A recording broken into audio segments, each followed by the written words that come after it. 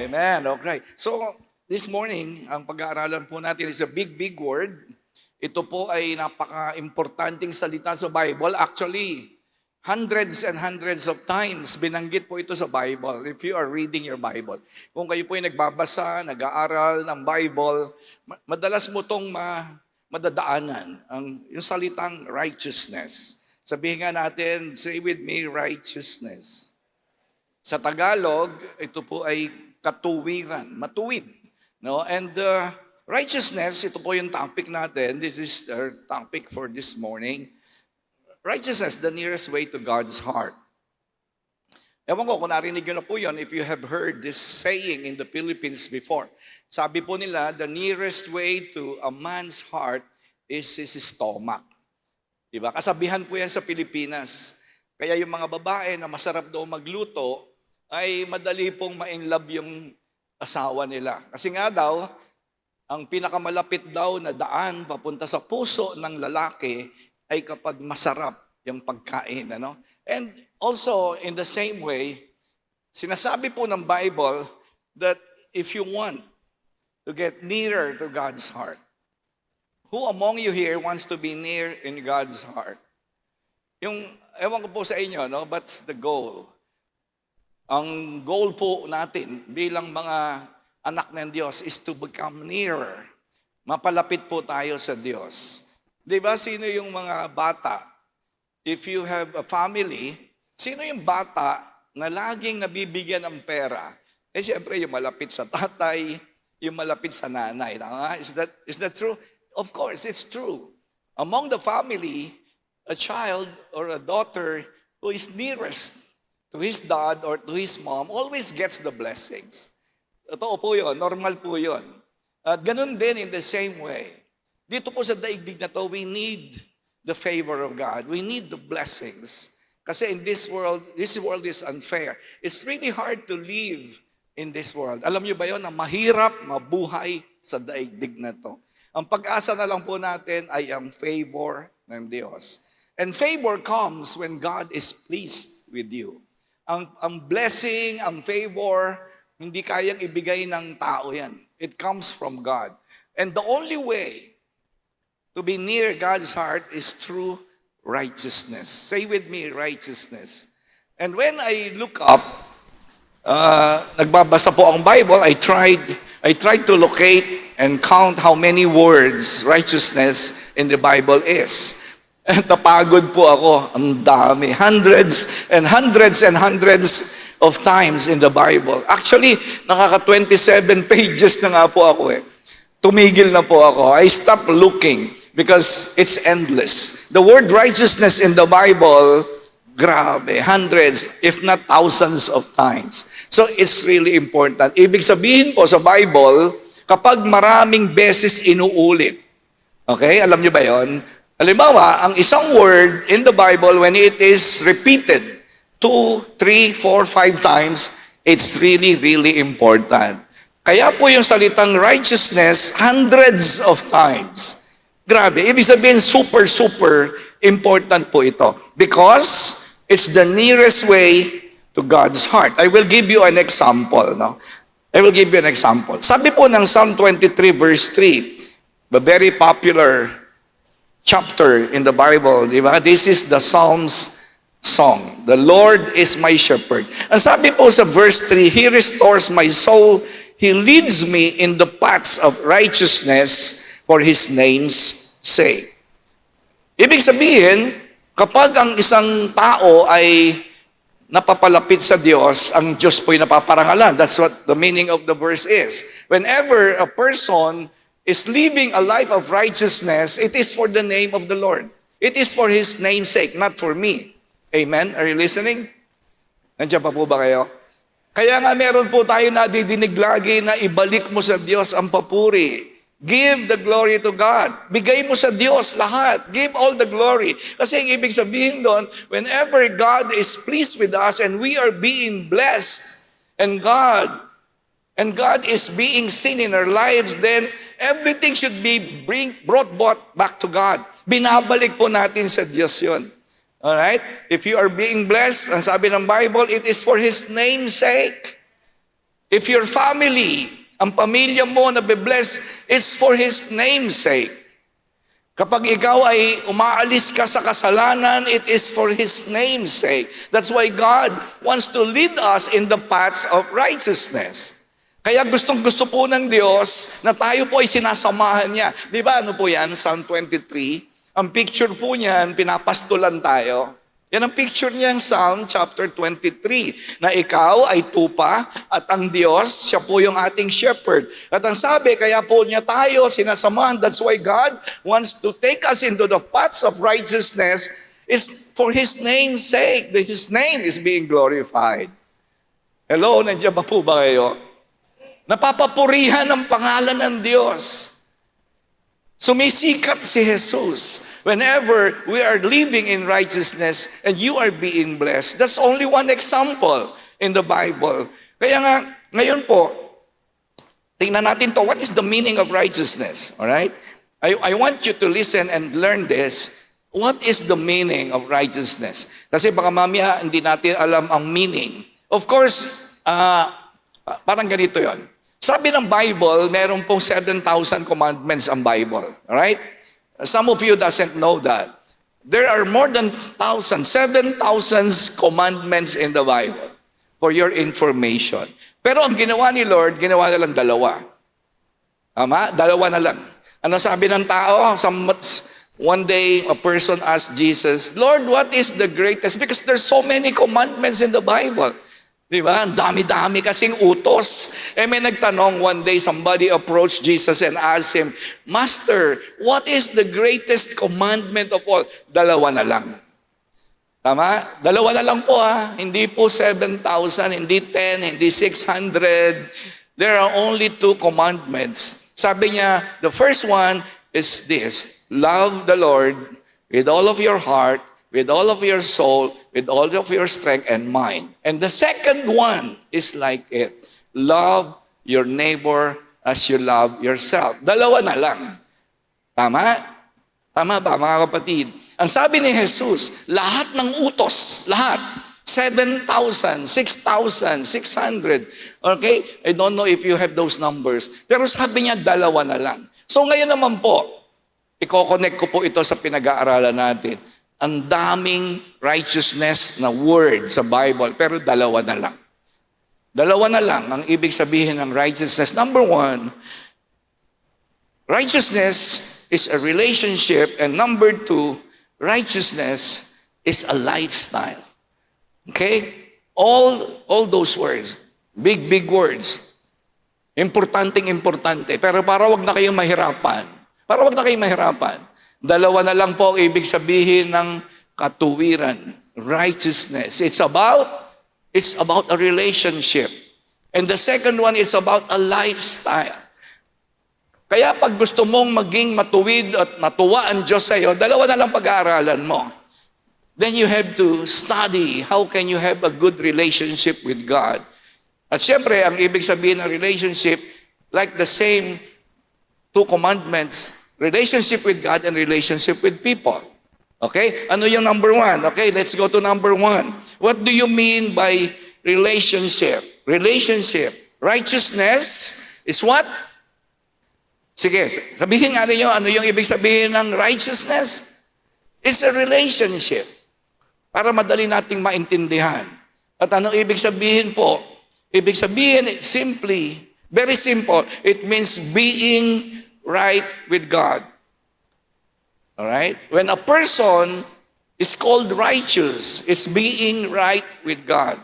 Remember, when Abraham obeyed God, the very first time, in the book of Genesis chapter 12, ang sabi po ng Panginoon kay Abraham, Abraham, you get out of your father's household and go to the place that I will tell you. And he obeyed. Ano sabi ng Bible?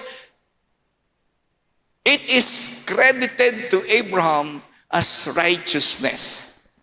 Imagine, hindi alam ni Abraham saan siya pupunta. Pero sumunod siya sa Diyos. At ano tawag ng Bible doon? Righteousness. Ibig sabihin, being right with God. If you have a relationship with God, all you have to do is take care. See to it that your relationship with God is going good. Halimbawa, kami dalawa ni Pastora Angie. Siyempre, if I want to have a good family, a peaceful family, aasikasuhin ko? Siyempre, relasyon ko sa aking asawa. It's a relationship. Righteousness is about relationship. Yung anak ko, siyempre, Pero nagpapastor ako, Christian ako, hindi ayos ang relasyon ko sa asawa ko, sa nanay ko, sa anak ko, sa mga kapitbahay. Kasi nga po, ang righteousness is about relationship. Sinabi po ni Jesus yan, the commandment. The first commandment is loving God and loving people. Nandiyan pa po ba kayo? So, relationship. Kaya nga is about being right with God. Ang problema, saan nagsisimula yun? Ito po ang sabi ng Romans chapter 1, verse 17. The good news shows how God makes people right with Himself. Kaya pala, pag nagbabasa po kayo ng Bible, whenever you open your Bible, it's about relationship. Remember? Mula Genesis hanggang Revelation is about relationship. It's about God and His relationship with us. Kaya, ang sabi po ng Romans 1:17, it is a good news. Bakit po naging good news? Kasi ang Bible, it shows that God always initiates His relationship with us. Laging siya, hindi tayo Hindi ikaw Okay, hindi ikaw. Ang Diyos ang nagpapasimula. Kaya ang sabi, right with Himself. Sino yon? Si Jesus Christ yon. Yung word na Himself is about Jesus Christ. It's showing, the Bible is showing about how Jesus initiated, nagpasimula po siya. Dati sira ang relasyon natin sa Diyos. Salamat, good news. Ano ibig sabihin ng good news? Gospel. Ang ibig sabihin po ng gospel, good news. Yan po ibig sabihin nun. Ang mabuting balita, kaya po ang Bible ay mabuting balita kasi pinapakita po dyan na gusto ng Diyos na maging maganda ang relationship natin. Why? Because it is called righteousness. Nandiyan pa po ba kayo? Okay? Kaya nga because of Jesus' death, dahil sa kamatayan ni Jesus, not because you are good, not because you want to, hindi dahil gusto mo kundi dahil si Jesus ay namatay sa cross. Yun po ang dahilan kung bakit tayo ngayon nagkakaroon ng relasyon kay Jesus. At pwede ka nang mabuhay ng matuwid sa mata niya because of Jesus, because of what He did on the cross. Amen po ba?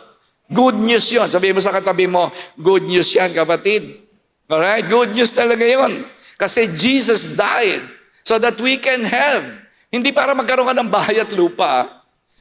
Jesus died on the cross not for you first to have house and lot, to graduate from college, to have money in the bank. No, hindi po yun. Hindi po yun ang pinaka-importante. Maybe all those things shall follow. Susunod na lang yun. Hindi masamang magkaroon ng pera, hindi masamang magkaroon ng masarap na buhay. Pero hindi iyon. Ang dahilan why Jesus died on the cross in the first place is so that you and me can restore the broken relationship. Maliwanag po ba? Relationship. Walang kwenta yung ang ganda-ganda ng trabaho nyo, tapos away kayo ng away sa pamilya. Maganda ba yon? Nakagraduate ka ng college, sira ang relasyon mo sa nanay at tatay mo. What's important? College degree or relationship? College degree, tama? Ano importante? Pera o relationship? Kita mo ngayon, di ba? Nagkakagulo Pilipinas. Nagkakagulo Pilipinas kasi mismo ang mga government officials, they're not okay with each other. Sira-sira ang relationship. Bino mo sa ay bukas manonood tayo kasi meron doon sapakan bukas. Tsaka may kukwelyuhan daw, sabi ng isang senador, may kukwelyuhan ako bukas. Sabi naman ng idol ko si Robin, subukan mo ako. Tingnan nyo, what's happening around us is about broken relationships. Hindi naman tataas ng pinag-aralan, tapos nagmumurahan sila.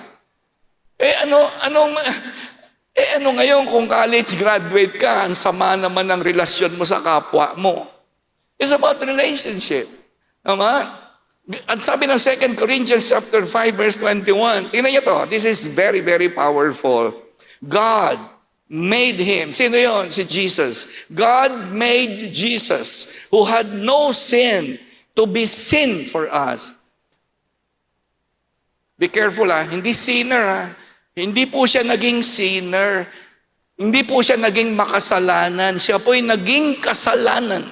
Kasi lahat ng kasalanan ng humankind, past, present, and future, inilagay po kay Jesus during His crucifixion. Kaya ang sabi ng Bible, God made Him who had no sin to be sin for you and me, so that in Jesus, we might become the righteousness of God.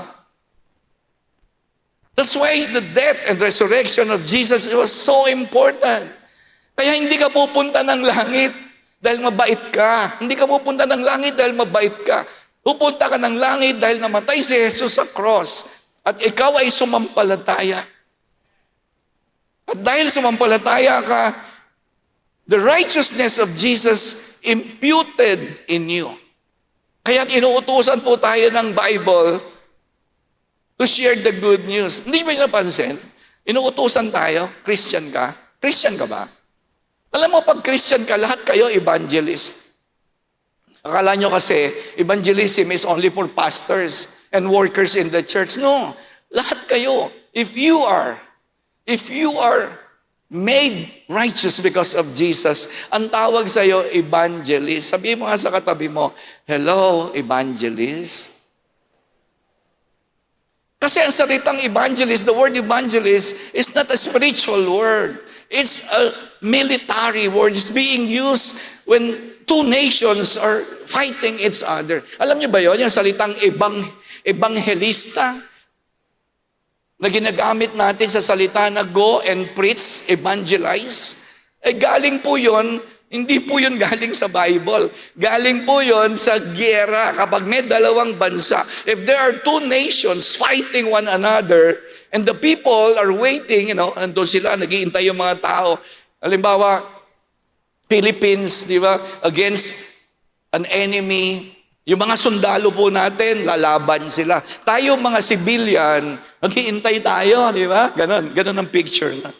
Tapos, pag nananalo na po, yung ating mga sundalo, pag nananalo na sila, tapos na ang giyera, merong uutusan dyan na isang pinakamabilis during their time. Kasi siyempre naman, yung word na evangelism, na uso yan, wala pang cellphone, di ba? Wala pang internet. So pipili po yun. Yung commander nila, pipili ng isang sundalo, sabihin mo, go and bring the good news to the Philippines that we have won the victory. Ano tawag doon sa sundalo na uuwi, na magdadala ng mabuting balita? Evangelist. Parang nakasyabu lang kayo. Ang tawag doon sa nagdadala ng mabuting balita, we have won the victory. The fight is over. Go and bring. Go to your country and tell them that the war is over. Now we have the victory. And now you can rejoice. Now we can celebrate. And that's the same with the Bible. Come on. Kaya ikaw, hindi ka taga-upo sa simbahan.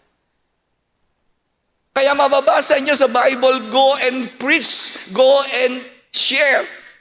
Tell them, sabihin mo sa kanila, sa mga hindi pa nakakaalam, that Jesus had already won the victory. Wala kang ginawa.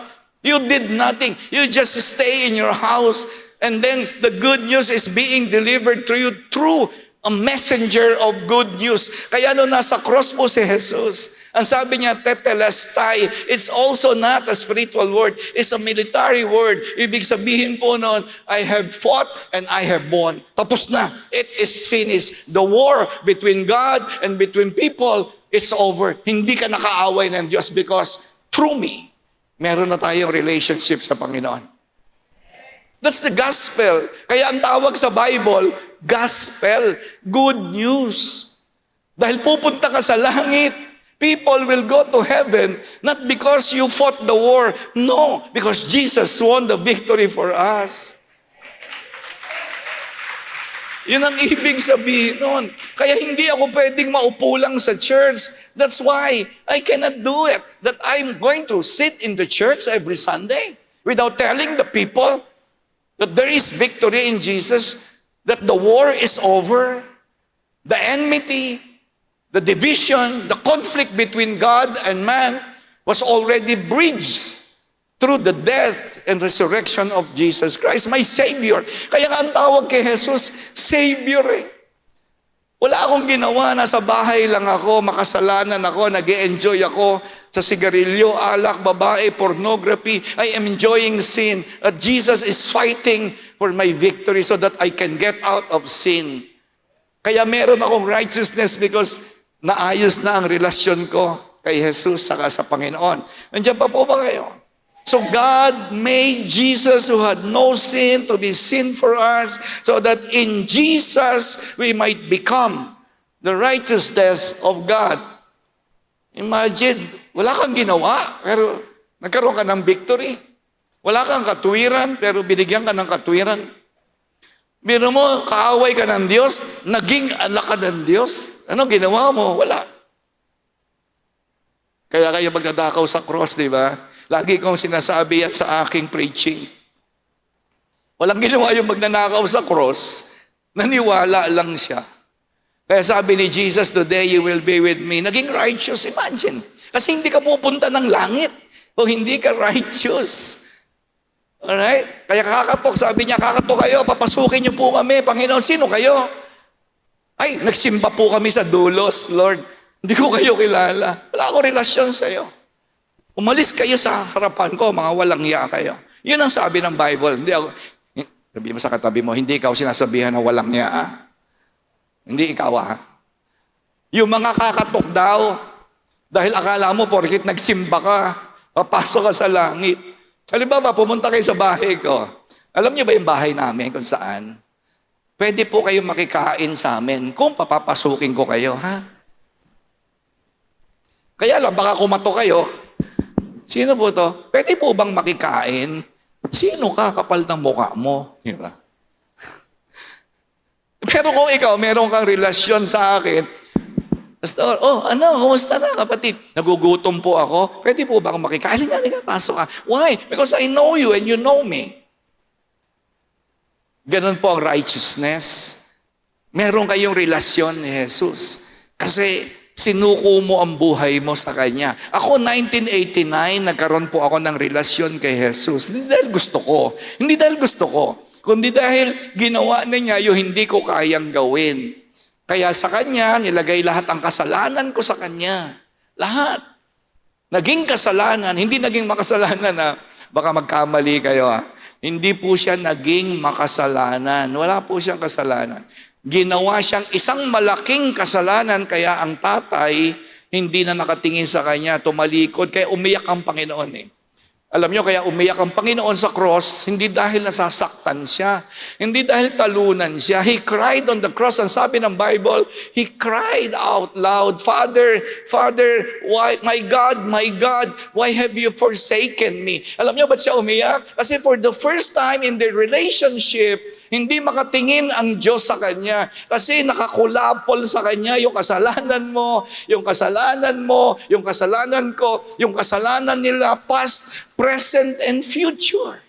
Kaya tumalikod po ang Diyos kasi ang sabi ng Bible, the eyes of the Lord is so pure that He cannot look. Hindi nakakatingin ang Diyos sa kasalanan. Kaya pag ikaw ay namubuhay sa kasalanan, hindi tumitingin sa iyo ang Diyos. And if God would turn His back on you, ikaw na ang pinakabuwisit na tao sa balat ng lupa. Yes. Kasi sabi ng Bible, the eyes of the Lord is so pure. Masyadong malinis ang mata ng Diyos. It's in the book of Psalms. Go and look for it.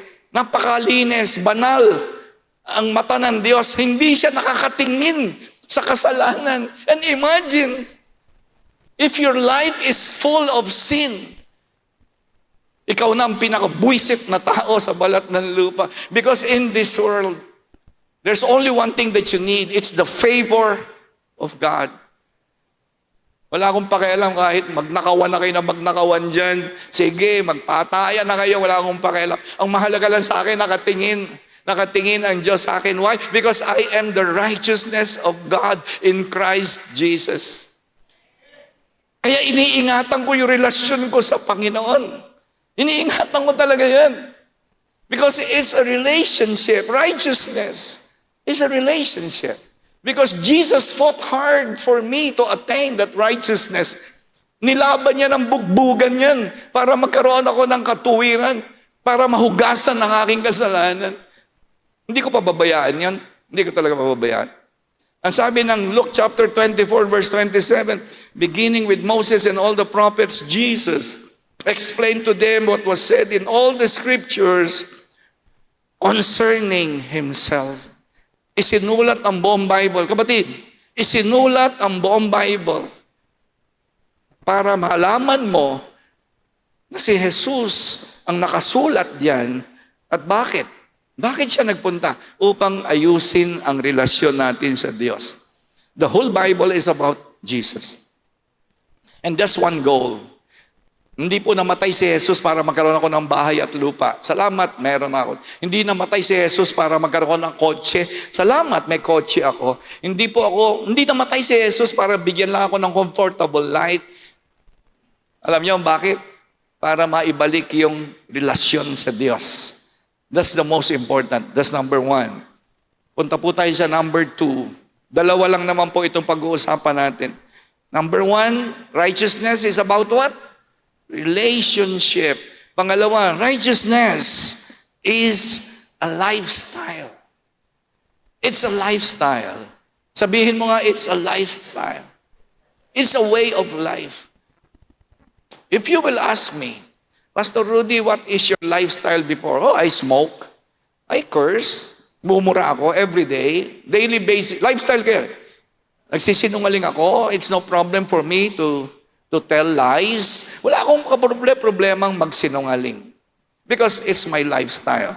I drink a lot, I gamble a lot, I sleep, I eat, I make money. Lifestyle yan eh. Alright? Lifestyle. I don't drink little, I drink a lot. I don't read the Bible, I don't pray, I don't go to church. Alright? If ever I go to church, it's all for my personal benefit. Kaya lang ako nagsisimba noon kasi humihingi ako sa Diyos, di ba? Yung ganun ang lifestyle ko. Hindi ako nagsisimba dahil mahal ko ang Diyos. Nagsisimba ako kasi may kailangan ako sa Diyos. That's not right. Hindi po right yon. Hindi po yun ang tamang lifestyle. Ang marami po kasing tao, they go to church because you need something from God. I want to tell you, God is not an ATM. Are you listening? Hindi ho siya automatic teller machine. Na kapag kailangan mo pera, pupunta ka sa Diyos. Di ba? Marami sa atin ganun ginagawa eh. Hindi po ganon. Dati yun ang lifestyle natin. Dati marami sa inyo, ano ba lifestyle nyo? Ngayon, naiba po yung lifestyle ko. Bakit? Righteousness is a lifestyle. Nagkakaproblema ako kapag sinasabi na isang Christian na siya daw ay born again. Pero hindi nagbabago yung lifestyle. I have a problem with you. I don't believe that you're going to heaven. Hindi ako naniniwala that you will go to heaven. Kasi ang papunta ng langit, nagbabago ang lifestyle. Siguro yung iba medyo mabagal. Ako kasi mabilis eh. What happened to me is kind of a miracle thing, no? Supernatural what happened to me. Kasi pagkatapos ko po ma-born again, 1989, November, hindi po ako nagkaroon ng withdrawal syndrome sa alak. Nawalan po ako. I lost my taste. Pagdating sa alak, dati kasi hindi ako pwedeng hindi iinom.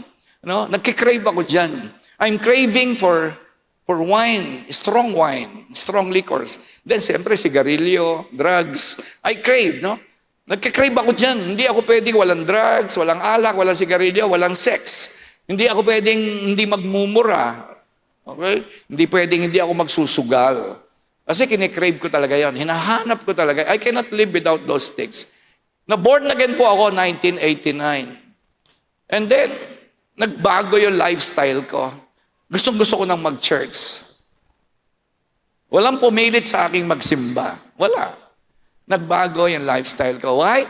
Kasi nga po, Jesus died on the cross so that my lifestyle would be changed. Kasi yung dati kong lifestyle is not pleasing to God. Hindi talaga natutuwa ang Diyos sa akin. Kaya pala nagkahirap-hirap ang buhay ko. Kaya wala pala akong relationship na nagtatagal.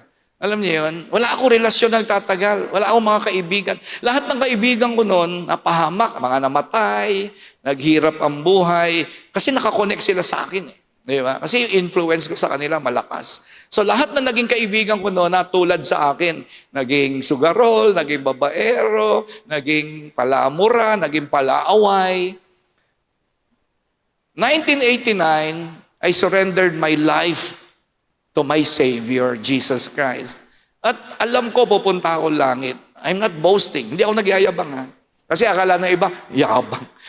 Yabang mo naman. Paano mo nalaman na ikaw pupunta ng langit? Kasi paano mo malalamang hindi pupunta sa langit yung isang dating sugarol and then na-reverse yung buhay? Only God can do it. Ang Diyos lang ang makakagawa nun. Di ba? Dati ako sinungaling. Ngayon, ayoko na talaga magsinungaling. Takot na takot ako magkasala sa Diyos. Kaya alam ko, papunta ako ng langit. Kasi may nangyari. Ano yung nangyari? Kasi yung lifestyle, kitang-kita yan. Nobody can oppose that. Kahit hindi sila naniniwala sa Bible, even people doesn't believe the Bible, but when He see your lives, they will believe God.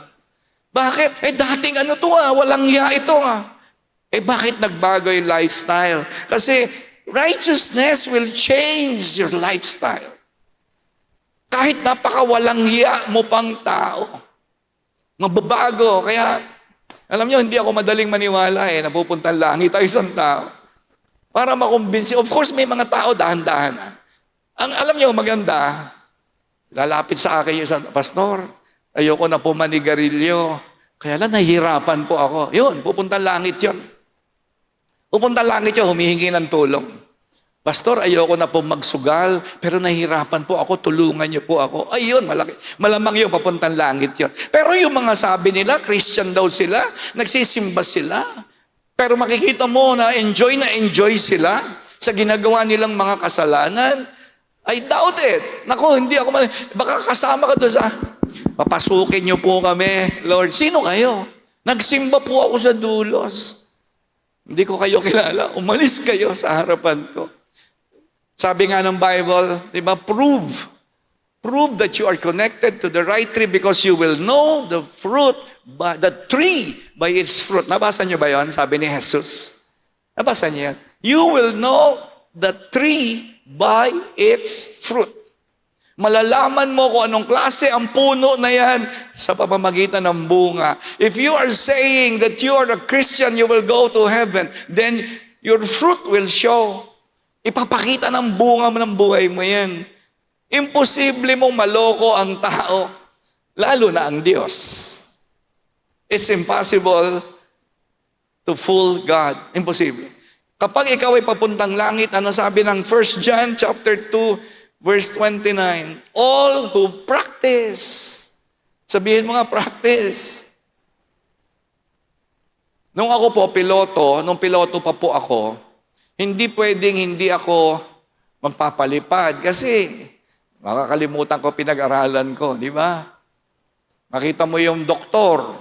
Kita mo yung doktor, nagpa-practice yan araw-araw. Kasi kapag hindi siya nag-practice ng pagkukuha ng blood pressure, ng injection, ng, pag-diagnose, he will stop being a doctor. Paano ka magpapatuloy na doktor? You practice your craft, your vocation. Teacher. Meron ka ba nakitang teacher, nagturo 1 buwan, 11 buwan pahinga?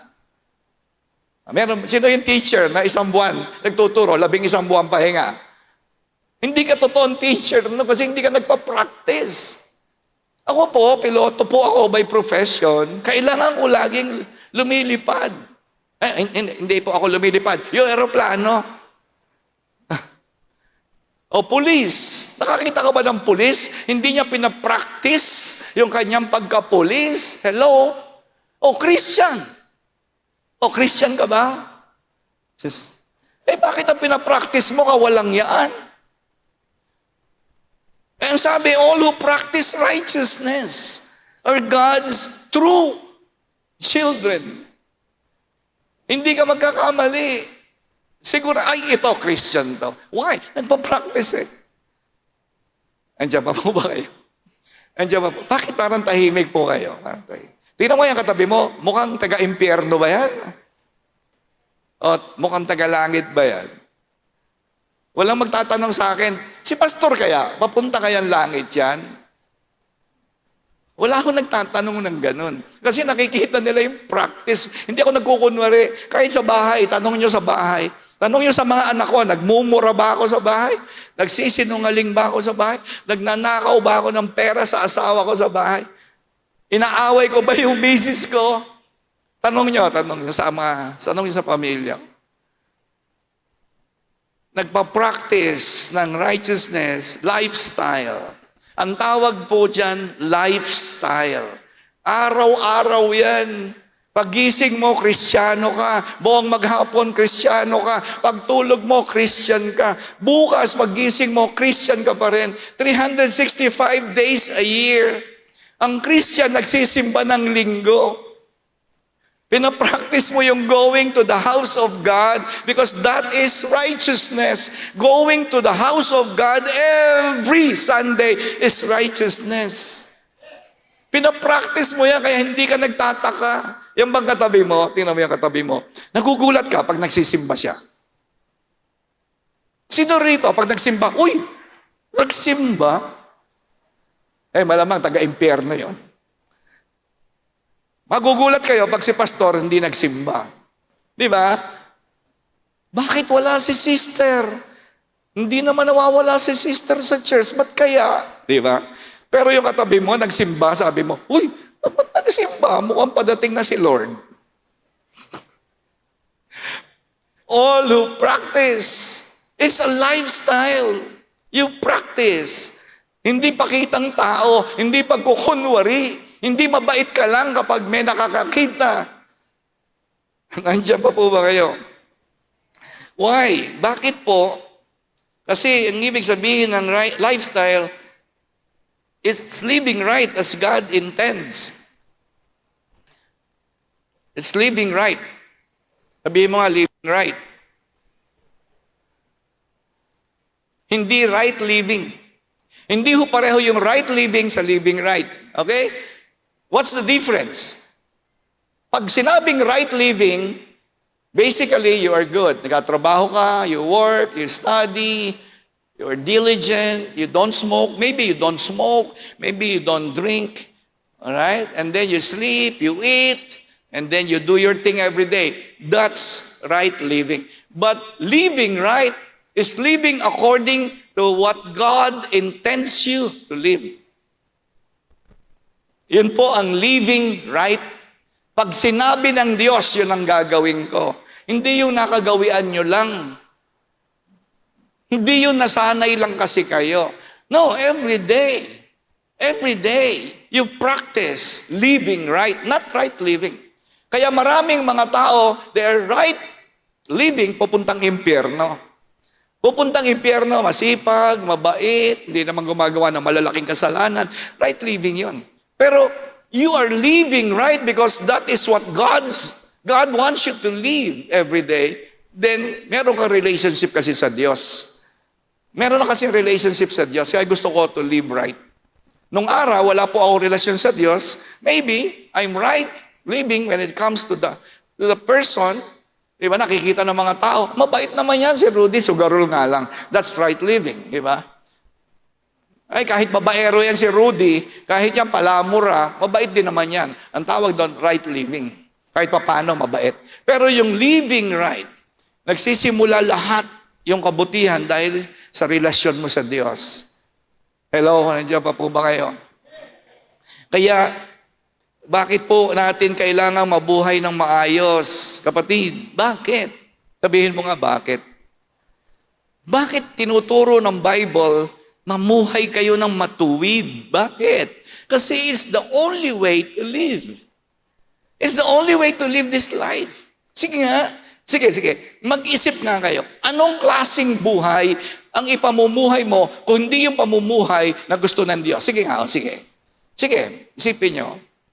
What kind of life do you have in mind that you will live in this very, very short life? Imagine, ang iksi ng buhay, mamumuhay pa ako parang demonyo, ano? Ganun ba gusto nyo? Ang iksi ng buhay, mamumuhay kang parang hayop. Kain, tulog, trabaho, magpasarap, mag-enjoy, sumweldo, magbayad ng Meralco, magbayad ng tubig, bumili ng gamit, and then you will die. Buhay hayop. Buhay hayop talaga yun. Pero ang totoong buhay, righteous living, living right with God, is you're living according to God's intention to you. Yun ang gusto ng Diyos. There's no other life. Ang mga tao po na hindi po nabubuhay sa kagustuhan ng Diyos, hindi sila totoong nabubuhay. They are just existing. Humihinga yan pero hindi totoong buhay. They don't have life. Kaya nga sabi ni Jesus, I came. Sabi niya, di ba?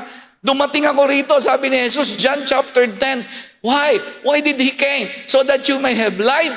Life to the full. Hindi life, but life to the full. Magkaiba yun, ha? Hindi ho pareho yung nabubuhay sa nabubuhay na may buhay ng Diyos. Magkaiba yun.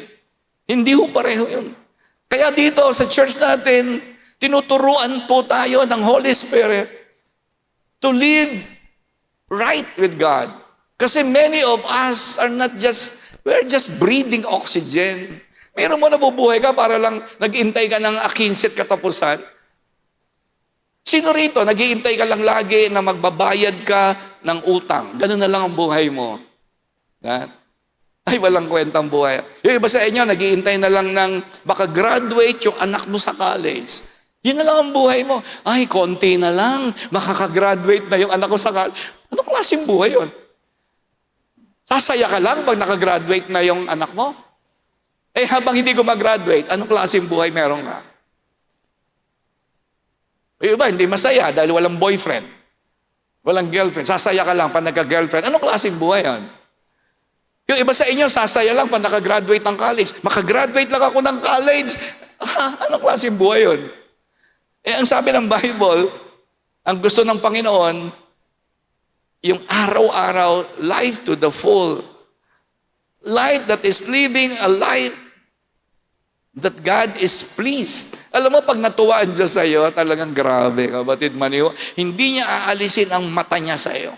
Hindi niya aalisin ang mata. Bakit? Tuwang-tuwa ang Diyos sa mga anak niya na nagpa-practice ng righteousness. And if the eyes of God is upon you, humanda ka na sa mga pagpapala. Kahit magsuntukan pa sila sa Senado, kahit sino pa maging Senate President, kahit magka-martialo pa, wala akong pakialam. Ang iniintindi ko lang, the most important thing to me is that the eyes of God is upon me, that His face is shining on my life. Ba't ako matatakot? Hello? Sabi mo sa katabi mo, ikaw ang nakakatakot. Tingnan mo yung itsura. It's the only way to live. Amen. It's the only way to live. Kapatid, hindi ko ma-imagine na ako po mamumuhay ng ibang klase ng buhay. Naranasan ko na yan, yung wala akong ginagawa kundi saan ako pupunta, saan ako mamamasyal, saan ako magsusugal, yung mga barkada ko, kailangan kasama ko sila lagi. Ay, Diyos ko po. Hindi ka pala totoong nabubuhay nun kapag hindi ka nagpa-practice ng righteousness. Ang sabi po, kaya may Matthew 6:33. Kaya po itong verse na ito is so important. Bakit po merong ganitong verse? Para hindi ka ma-focus sa mga material things of this world. Temporary. Mga pag-temporary yan eh. Sweldo, remittance sa abroad, makabili ng bahay at lupa, magkaroon ng mga damit, kakain ng masarap. Those things are not bad. Hindi masama yun. But that is not righteousness. Ang sabi, seek first His kingdom and His righteousness. Unahin mo muna yung kaharian ng Diyos. Unahin mo muna yung mahalaga sa Diyos. Yung pera, hindi mahalaga sa Diyos yan. Yung damit, hindi mahalaga sa Diyos yan. Kayang-kaya niya yan, ibigay. Wala lang, pangkaraniwan lang yan. Alam niyo mga hindi pangkaraniwan? Yung mga babae at lalaki na hindi inuunang kaharian ng Diyos. ordinary. But people who seek the kingdom of God and His righteousness are not ordinary people. Kaya sabi niya, don't become like these people that runs after clothing, what they're going to drink, money, shelter, right? Beautiful cars, degree, okay? Lots of money. Sabi ng Panginoon, don't run after them. Kasi I don't care about those things. Basahin niyo Bible niyo. Sabi niya, hindi mahalaga sa akin yan. Unahin niyo yung mahalaga sa akin. Seek first the kingdom of God and His righteousness. Ano yun? Living right. Relationship with God and with people. At ano sabi niya? All these things that you need will be given to you as well. Wala kwenta sa akin yan. Alam niyo yung mga bagay na walang kwenta sa Diyos, ano ibig sabihin nun? Ang dali kong ibigayan. Alam niyo, ibig sabihin nun? Yung walang kwenta sa akin, madali ko ibigayan sa iyo. Ginto, walang kwenta sa akin yung ginto. Kaya ko ibigayan. Damit, mga bahay, kotse, pera, walang kwenta sa akin yan. Pero ang sabi ni Lord, medyo nahihirapan ako maghanap ng mga lalaki at babae na inuuna yung aking kaharian at righteousness. Oo, yun ang sabi ng Bible. Medyo nahihirapan ako, sabi ni Lord. Kokonti lang kasi yung mga totoo na namumuhay ng ayon sa aking kalooban. Andiyan pa po ba kayo? Hello? Kaya Romans chapter 14 verse 17, ito ang sabi po ng Bible, for the kingdom of God. Let me tell you that you do not belong to this world. Hindi ka taga rito, ha? Baka kasi hindi mo naintindihan na hindi ka taga rito. Hanggang 100 years ka lang kung malakas ka. 90, yun lang. Okay? Kasi taga-kaharian ka. May iba tayong kaharian. Pansamantala lang tayo. Yung iba kasi hindi alam yan eh.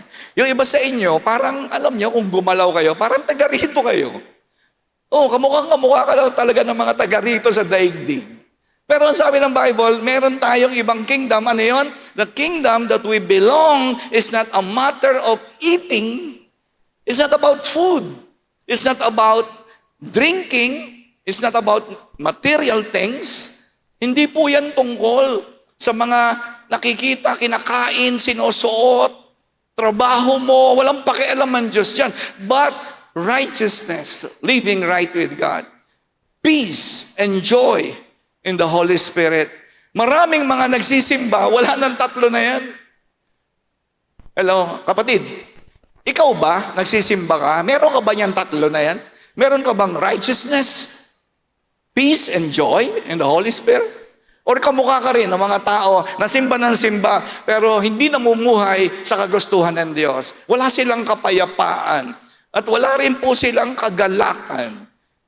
Maiksi lang ang buhay dito sa daigdig. Hindi ko po kaplanuhin na ako po'y magalit sa maikling buhay. Alam niyo, yung lagi akong galit. Ay, wala akong plano ng ganun. It's about peace. The kingdom of God. I belong to the kingdom of God. I don't belong in this life. Aalis ako dito. Nagpa-practice po ako. Alam niyo kung bakit tayo nagpa-practice ng katuwiran, kapayapaan at kagalakan? Kasi papunta kang langit. Pero kung ikaw papunta kang impyerno, mag-practice ka na ng lahat ng kawalangyaan. Mag-practice ka na. Mamuhay ka na sa kasalanan because you are going to where God is not present. Wala ang Diyos doon. Sa impyerno, wala ang Diyos doon. Kaya mag-practice ka na ngayon ng buhay na wala ang Diyos. Magmura ka na, magsinungaling ka na. Sige, lumabang ka na sa magulang mo hanggang gusto mo. Gumawa ka na ng lahat ng kawalangyaan. Why? Because you are going to a place where God is absent. Hindi pwede kasi pupunta ako sa langit, nandun ang Diyos, tas dito, anong buhay ko? Kaya nga ang sabi, the kingdom of God is not about temporary things. It's not about houses. It's not about cars, beautiful jewelries. No, it's not about expensive clothes. It's about righteousness, peace, and joy in the Holy Spirit. Come on, palakpakan po natin ang Panginoon. How to attain? Paano natin maaabot? Siguro, ito na po yung tanong ng iba and I will close with this. Dito na po tayo magtatapos. Pastor, maganda yung sinasabi mo. Pero paano ako magkakaroon ng katuwiran? Siyempre, una kay Jesus, tama? Hindi pwedeng wala si Jesus, ha? Talagang sa Panginoon muna talaga nang sisimula yan. Paano yon? Pastor, born again na po ako. Pero paano ko talaga makukuha yung gusto ng Lord na buhay dito, na nakalugod-lugod sa Kanya? Ang sabi ng 2 Timothy 3, all Scripture is God-breathed. It's only through the Bible that you can attain righteousness. There's no other source. Wala. Kahit magsimba kayo every Sunday, alright? Siyempre, kaya ka nagsisimba because you're a child of God. Matik na yun eh. Nobody is forcing you to go to church. So, matik na yun. Na ikaw kasi ay anak ng Diyos, natural, pag Sunday nasa church ka. Pero yung deeper level of righteousness, ang sabi, all Scripture is God-breathed and is useful for teaching, rebuking, correcting, and then you will be trained in righteousness. Without the Word of God correcting you, teaching you, and rebuking you sometimes, nagpapadisciple kayo, hindi ba? Bakit ka tayo nagpapadisciple? Kasi yung nagdi-disciple sa atin, gagamitin niya yung Bible para i-correct ang buhay natin. Kasi baluktot ang buhay eh. Masama ang buhay mo eh. Di ba? Ikaw ay gumagawa ng mga papalayo sa Diyos. Kaya tuturuan tayo ng mga leaders natin, ng Holy Spirit, paano bumalik sa Diyos. Kasi ang ending, ano yung ending? To live in righteousness. Hindi ka pwedeng maging righteous without the Word of God. Permitting your life, saturating your life. Hindi pwede. Hindi ka pwedeng makamuka ng Panginoong Jesus nang hindi dumadaloy ang salita ng Diyos sa buong pagkatauhan mo. Hindi pwedeng pisikalan lang yan. Ano yung pisikalan? Simba-simba ka lang. Cell group ka lang. Pray ka lang. Pisikalan lang yon. Kailangan talaga yung salita ng Diyos na may hininga. The breath of God. That's why whenever you open your Bible, you're giving the Lord an opportunity to breathe in you. Alam mo ba yun, na kapag nag-aaral ka ng salita ng Diyos? Listen. Alam mo ba, pag nag-aaral ka ng salita ng Diyos, pag pinapakita mo sa Lord, Lord, I want to know you more. Lord, I want to obey you. I want to live a righteous life. Alam mo ba yun? Hinihingahan ka. Kaya nagugulat ka, bakit ikaw nakakalayo sa tukso? It's not by your own willpower. It's because the breath of God is in you. Buhay ang salita. The Word of God is alive. It is powerful. Kaya kung sino man dito ngayon, this morning, whoever among this crowd really wants to live a righteous life, then you need the Word of God. Hindi pwedeng simba-simba lang. Hindi pwede. Kailangan mo ang hininga ng Diyos. I need the breath of God. Not only the breath of God, but the bread of life. Hindi lang hininga, yung tinapay ng buhay. So that the servant of God may be thoroughly equipped for every good work. Para pag nag-evangelize tayo, para pag humayo tayo, para sabihin natin sa mga kapitbahay natin, hoy, nanalo na si Jesus sa cross. The victory is already won by Jesus. Now, receive the gospel. Receive the good news. Amen? May pag-asa na umalis sa kasalanan. Alam niyo, may nagtanong sa akin, Pastor, bakit ang daming kahirapan? Bakit kahit minsan sumusunod tayo sa Diyos, mahirap na tayo? Di ba? Tapos lagi pang, ang mga tao kita mo, bakit may mga baby nagkaka-cancer? Natanong nyo na ba yun?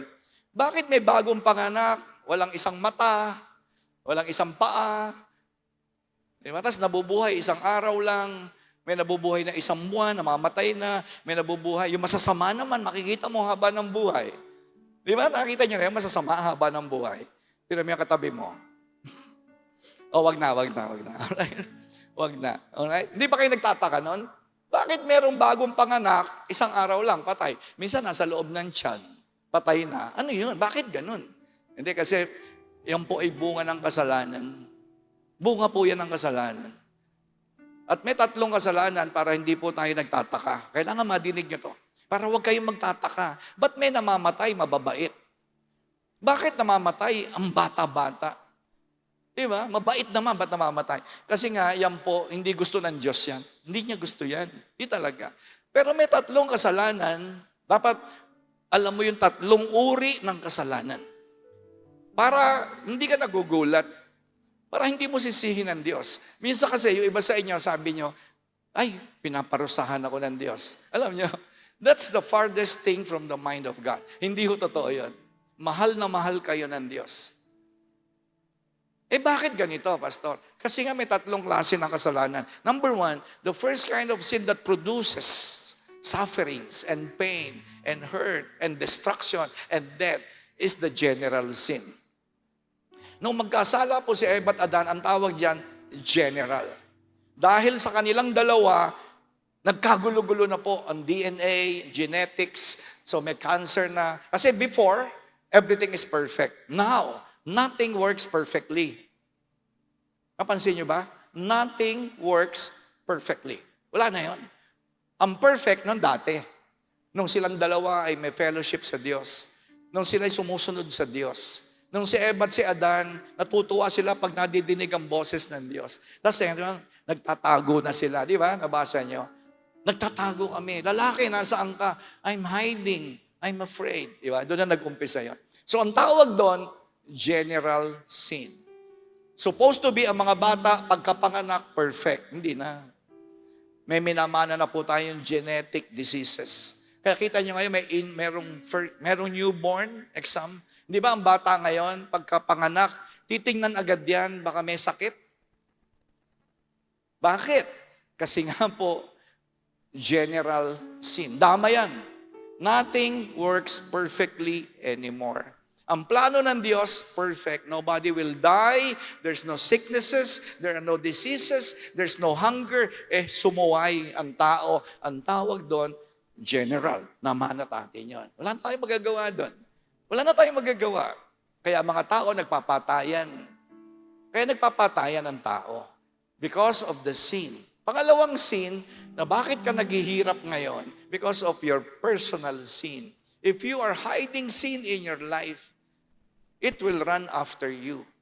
Hindi ang Diyos ang nagpaparusa sa iyo, kundi yung sinabi niya, sabi niya, Adan, pag sinusunod mo ako, mabubuhay ka. Pero kapag, sabi ng Diyos, kapag sumuway ka, magsasuffer ka. So hindi gusto ng Diyos yun, pinamimili ka eh. Ama, sabi ng Lord, pag sinunod mo ako, mabubuhay ka. Ibe-bless kita. Pero, meron kang choice. Actually, the most, alam niyo, pinaka grabe na binigay ng Diyos is the freedom to choose. Yan po ay sumpa at blessing. Di ba? Kasi meron ka na ngayong kalayaan na sumunod o sumuway. Kaya sabi ng Panginoon, pag sumunod kay sa akin, you will live. I will supply all your needs. Pero pag pinili mo na sumuway sa akin, you will die. Hindi Diyos yun. Salita niya yun. Sinabi na niya yun sa'yo. Hello? Sinabi na niya yun sa'yo.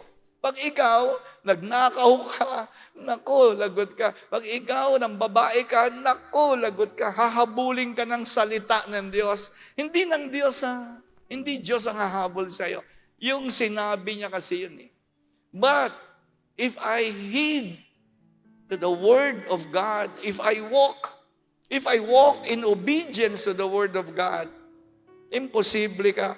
Imposible kang maligaw, imposible kang mapahama. And the third one is yung demonic sin. Walang ginagawa ang demonyo kundi magplano paano ka sisirain. Let me tell you once again, the devil never sleeps, he never takes a rest, he never eats. All he is doing every day is to tempt you and to try to make a division among you. Kaya lagi nag-aaway ang mag-asawa eh. Kaya lagi nag-aaway ang mag-asawa, magpamilya. Kasi there is a demonic activity that is trying to destroy you, your family, your future, and the plan of God. Kaya ano sabi ng Bible? You have to fight the good fight of the faith. Kasi totoong may spiritual battle. Hindi ako papayag. Hindi ako papayag na guluhin kami ng demonyo. Hindi ako papayag na yung mga anak ko maging addict. Every day I have to fight the good fight of the faith. Every day, practice. You practice righteousness. Araw-araw, nananampalataya, nagpe-pray, nag-o-obey. That is practicing righteousness. Hindi ako papayag na maghirap kami. Hindi mo makukuha yung perang pinaghirapan namin. Galing sa Diyos yan. Hindi kami mababaon sa utang. Kasi meron talagang demonyo. Napipilitin niya na mawalan kayo ng pera. Kaya tuturuan niya kayo na sumuway sa Diyos. Tutuksuhin niya kayo na huwag magbasa ng Bible. Tutuksuhin niya kayo na huwag magsimba. Tuturuan niya kayo na huwag magpatawad sa mga nagkasala sa inyo. Kasi meron siyang plano sa inyo. Kaya marami nagsisimba, hirap na hirap sa buhay. Di ba? Kaya marami sa inyo rito, hindi kayo makaalis-alis sa hirap ng buhay. Sabi mo, ba't galit yata ang Diyos sa akin? Hindi yata totoo ang Bible. Siguro hindi totoo Bible. Kasi ginawa na ng demonyo kay Eva. Sabi niya, hindi totoo sinasabi ng Diyos. Hindi kayo mamamatay. That's demonic activity. At pag kayo nag-give in dyan, every day, kapatid, every day. Kaya sabi ng Bible, put on the armor of God. Kaya sinabi ng Bible, isuot nyo lagi yung buong armor. Kasi every day, there's a fight of faith, kapatid. At wala kayong choice. Wala kayong choice. Pag nagsimba lang kayo tuwing linggo, atakihin kayo ng demonyo araw-araw. Hindi kayo titigilan talaga siya. Pwede po ba tumayo po tayo lahat? Kaya nga kailangan po nating humayo at ipagsabi. Kasi maraming tao hindi nila alam na nanalo na po si Jesus. Kapag ikaw ay bading, ikaw ay tomboy, you can get out of that imprisonment. Pwede ka nang lumaya sa pagkakaalipin ng kasalanan. Kasi sabi ni Jesus, Tetelestai, it is finished. I have won the victory for you.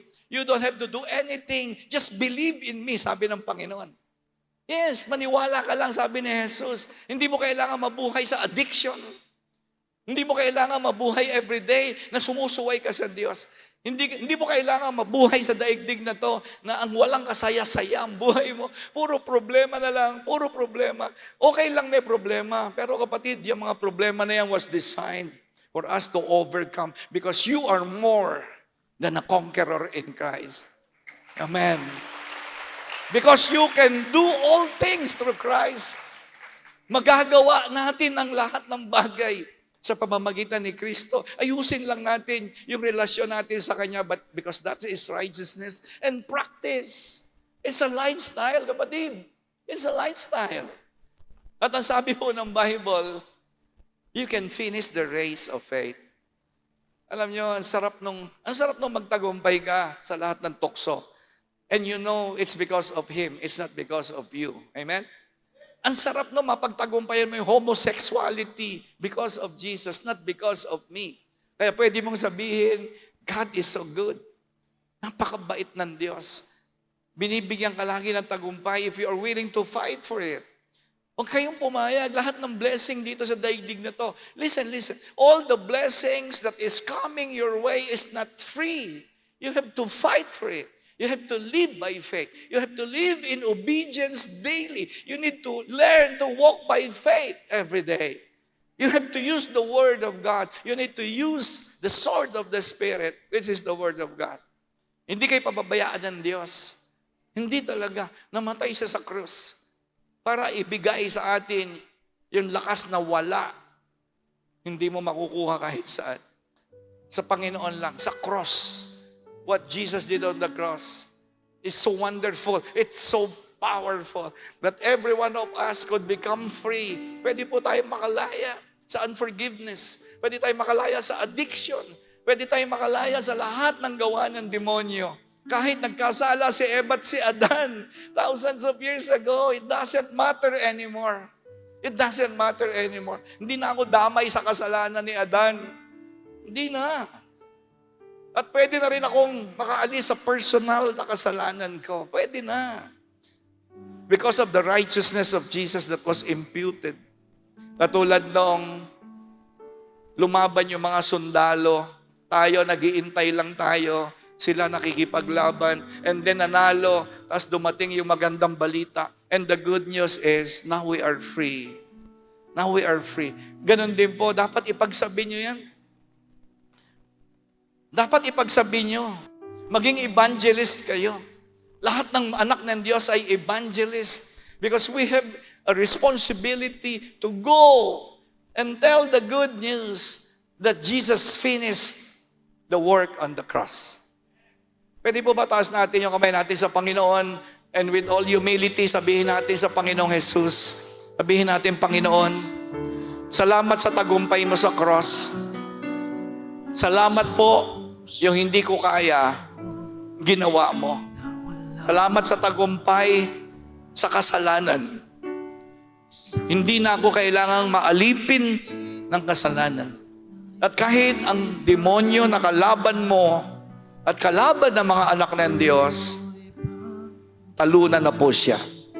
He is a defeated foe. Kaya ko na magpatawad. Sabihin mo nga, kaya ko na magpatawad sa nagkasala sa akin. Kaya ko nang umalis sa kasalanan. Sabihin mo, kaya ko na. Dahil sa iyo. Kaya ko nang sumunod sa Diyos. Dahil sa ginawa mo, Jesus. Kaya ibinabalik ko ang lahat ng papuri sa iyo. At ako'y papasok sa langit. Sabihin mo, papasok ako sa langit. Dahil meron ako relasyon sa iyo. Dahil sinusuko ko sa iyo aking buhay. Naniniwala ako, Panginoong Jesus, na ikaw ang dahilan, hindi ako, kung bakit ako magiging anak ng Diyos. Salamat po, sabihin natin sabay-sabay, salamat sa kapatawaran ng aking kasalanan. Salamat po, aming Diyos, sa iyong pag-ibig. In Jesus' name we pray. Amen at amen. God bless you.